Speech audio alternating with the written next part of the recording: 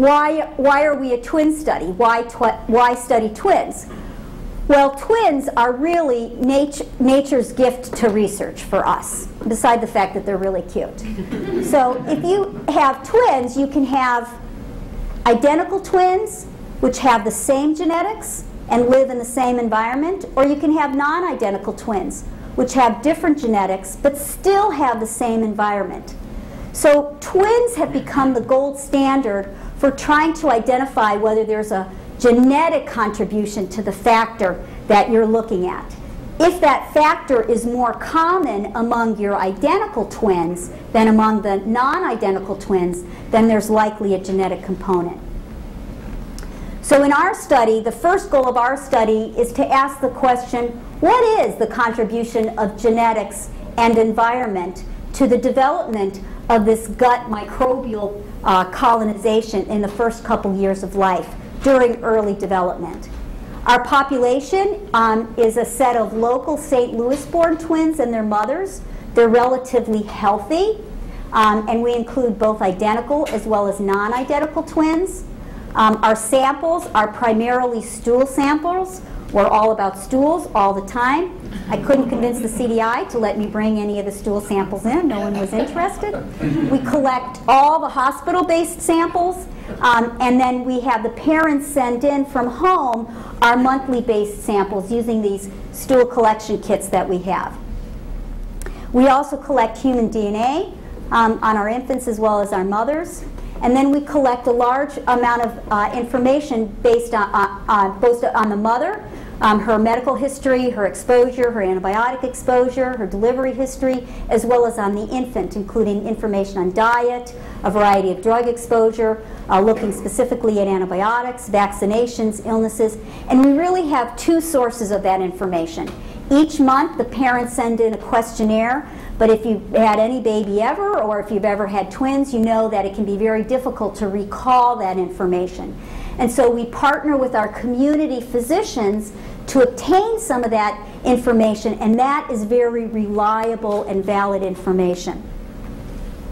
And our hypothesis is that the intestinal microbial community will be more similar among the identical than the non-identical twins. So we're using twins to look at the genetic component, and then we're collecting information on different exposures to look at environmental factors. What ages are you doing? I mean, is this strictly... So that's a great question. We start in the newborn period, and on one of the later slides, you'll see that we go up through 2 years of age.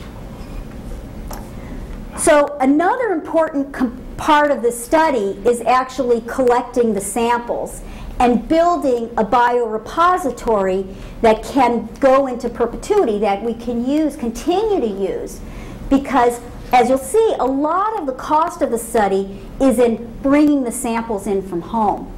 So the families do home collections. It's then packed so that it stays cool with these special gel packs that we give them.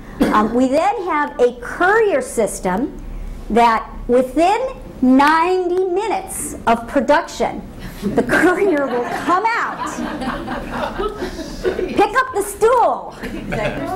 It's change the baby, give it a bath. No, not quite. It's affectionately known as our poop-mobile. So, but really, you know, while I make fun, it's actually a really important part. Can we get these samples in an appropriate amount of time so there's no degradation of the samples and we have high-quality samples? It's then brought into the lab where DNA and other components are extracted. And another important part is we have a computerized system for sample archiving. And that is very important in our ability to store and then later accurately retrieve the many, many samples that are coming in, as you see.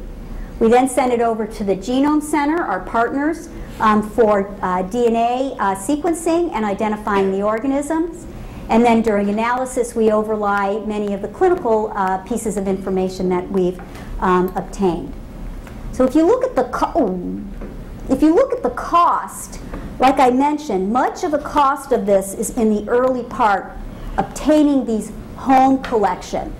And so the cost of getting about 1 gram of stool into the laboratory and analyzed is about $34.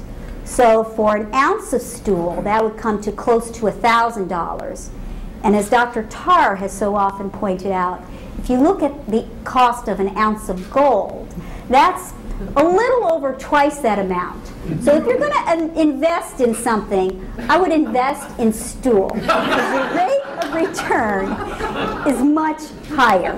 There's no stool bubble yet. There's no risk of cornering the stool market. Gold went down last week. Exactly. So the second goal of the study is to determine what the relationship is between this early microbial colonization and growth during this critical 2-year period of life. And our hypothesis is that the microbiome will be associated with body habitus over this critical period. And the way we'll be looking at that is we're really going back to the community-based records. So we're looking at weight, height, head circumference, BMI during this time period. And then when the infants reach 2 years, we're bringing them back to our pediatric research unit to validate these anthropometric measurements.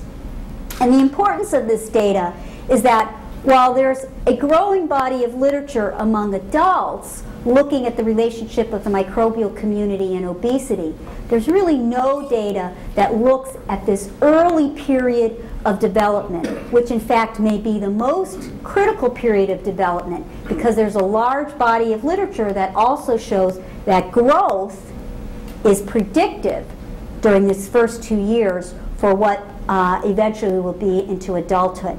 And yet there's no information on this microbial community. And there's no study that has the degree of controls that we have for genetic material as well as environmental factors. So just to briefly update, we've enrolled 41 families, that's 82 infants and 41 mothers, with a racial composition similar to what we see in our community. And our retention through the first year is over 80%, which we're just really happy about, because if you have twins, you know what this really means, or if you have infants. We were shooting for about a 75% retention rate. We have now probably well over 3,000 specimens total frozen down. A little under half of them are based on home-based specimens. We have about 4,000 pieces of data per infant.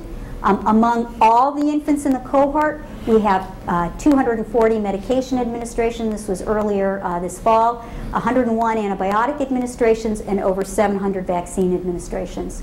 And sometimes when we're collecting this data, it does feel like an uphill climb. Hey Barb, can you go back one? Mm-hmm. Is that pretty representative of the general population, vaccines and antibiotics? Yeah, it is. It is. When we look at the vaccine patterns, yeah. So most of the kids get vaccinated. It's very rare for us to not have an infant, and that's pretty common, comparable to the community. But you ask a good question, which is our population comparable to the rest of the population? And that would be something we can really benchmark against with information from the Children's Hospital. Barb, you have a question? Yes. So I don't know what the legitimacy is of probiotics, and if that affects your findings at all. That's such a good question. So all we really can do is track it, because we can't really identify it, and we can't really tell parents, don't give your kid this, don't give your child that. But we are tracking, because now with all the different types of formulas coming out, many of them are containing prebiotics as well as probiotics. So we're trying to collect that information, and we ask specific questions regarding the use of yogurts. We have a dietary history that tries to include some of those questions. But it does get complicated from that standpoint, especially as the kids get older.